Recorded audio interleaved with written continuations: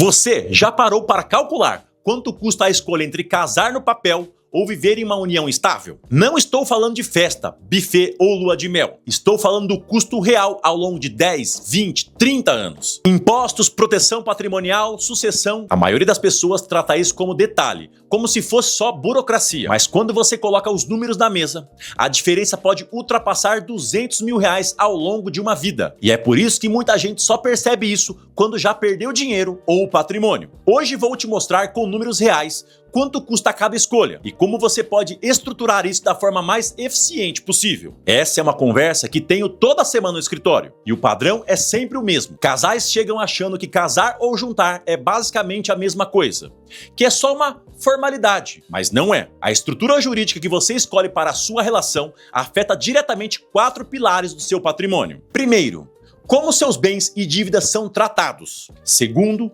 quanto imposto você vai pagar ao longo dos anos. Terceiro, o que acontece com o seu patrimônio se você ou seu parceiro falecer. E quarto, quanto custa sair dessa estrutura se a relação acabar. Ninguém te ensina isso na escola, nem na faculdade de economia, mas são decisões que moldam a sua vida financeira por décadas. Vamos destrinchar isso com clareza, com números e sem enrolação. Quando você casa oficialmente, existe um regime de bens.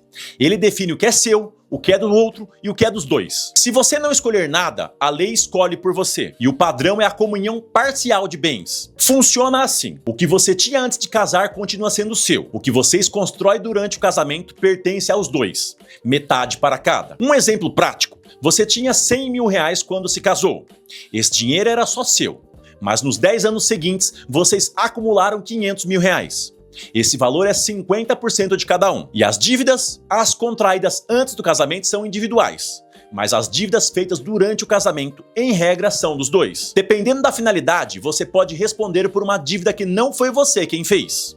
É isso aí, você não sabia, né? E esse é o principal risco da comunhão parcial. Agora, se você quer máxima proteção, existe a separação total de bens. Aqui o que é seu, o que é do outro, nada se comunica, nem dívida. Mas para ter isso, você precisa fazer um pacto antinupcial. É um contrato feito em cartório, antes do casamento. Sem ele, nada vale. Custo médio: entre R$2 mil e R$4 mil, dependendo da complexidade e do estado que você mora. Existe ainda a comunhão universal.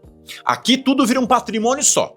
O que era seu antes, o que vocês constroem depois, tudo é dos dois, inclusive as dívidas antigas. É o regime de menor proteção individual. Poucos escolhem isso hoje, mas é importante saber que existe. E quem só junta? A chamada união estável. Aqui não existe regime automático. Vocês podem definir as regras por um contrato de convivência. Mas na prática, se vocês não fizerem nada, como a maioria da população, a lei vai aplicar as regras parecidas com a comunhão parcial de bens. A diferença é que na união estável, você tem mais flexibilidade para criar regras específicas, mas também tem menos segurança jurídica, porque depende de comprovar a convivência pública e contínua. Agora vamos ao que mais dói: imposto. Tanto no casamento quanto na união estável, vocês podem fazer declaração de imposto de renda conjunta. Isso pode gerar economia se um ganhar muito mais do que o outro. Mas o grande custo está na sucessão, no ITCMD, Imposto sobre Herança e Doação. Quando um dos dois morre, o patrimônio passa para o sobrevivente, e isso paga imposto. A alíquota varia por estado. Em São Paulo vai de 4% a 8%, dependendo do valor. No Rio de Janeiro pode chegar a 8%.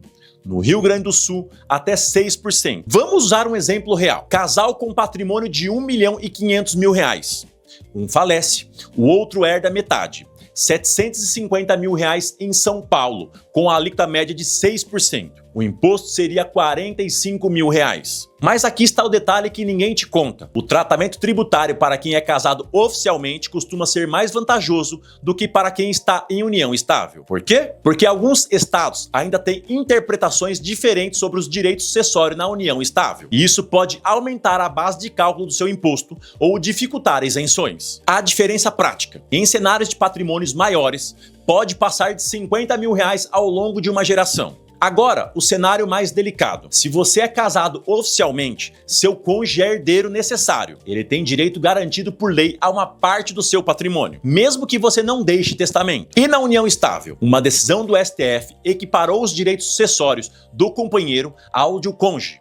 Isso foi um avanço, mas na prática, para que esse direito seja garantido sem briga judicial, sua união estável precisa estar formalmente reconhecida. Aqui mora o problema. Muitas uniões estáveis não têm documentação, não tem contrato, não tem registro. Resultado, quando um morre, o outro precisa entrar na justiça para provar que a união existia. Isso pode levar anos e custa caro.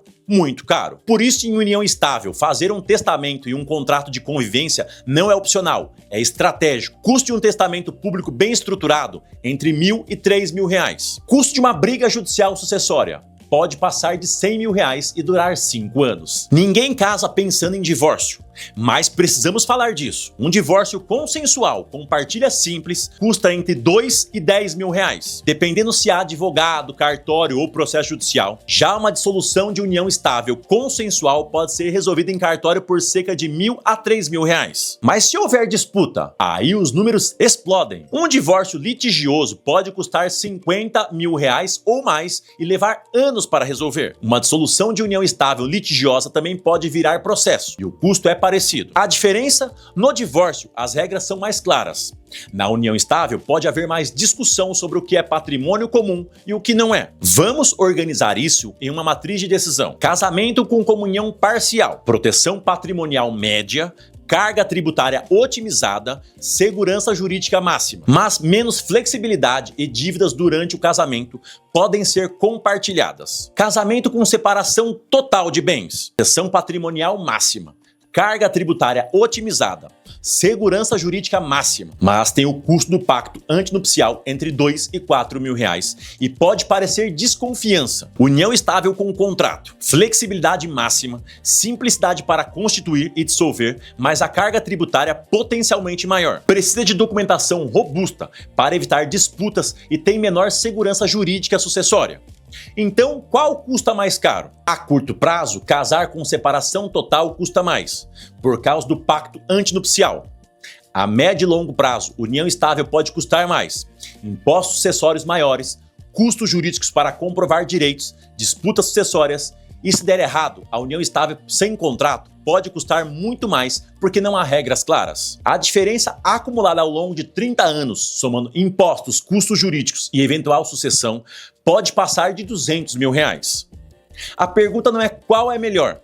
A pergunta correta é qual estrutura protege melhor o seu patrimônio, no seu momento de vida, com os seus objetivos. Se você está começando com um patrimônio pequeno, união estável com contrato pode ser suficiente. Se você já tem patrimônio estabelecido ou é um empresário, ou tem filhos de outro relacionamento, a separação total de bens é proteção estratégica. Se você quer simplicidade, já confia no parceiro há anos, comunhão parcial pode ser o equilíbrio. Mas o erro mais caro não é escolher A ou B, é não escolher. É deixar a lei decidir por você. É achar que o amor resolve tudo. Amor resolve muita coisa, mas não resolve ITCMD, não resolve disputa patrimonial, não resolve dívida compartilhada. Estrutura financeira não é desconfiança, é inteligência. E quem constrói patrimônio com estratégia, protege com a mesma seriedade. Essa é a decisão que ninguém te ensina, mas que pode custar ou economizar centenas de milhares de reais. E se você assistir esse vídeo sozinho, já chama o Morzão para assistir esse vídeo com você, para vocês decidirem qual vai ser o regime do casamento. Compartilhe com um amigo que vai casar. E nos vemos no próximo editorial. Um forte abraço!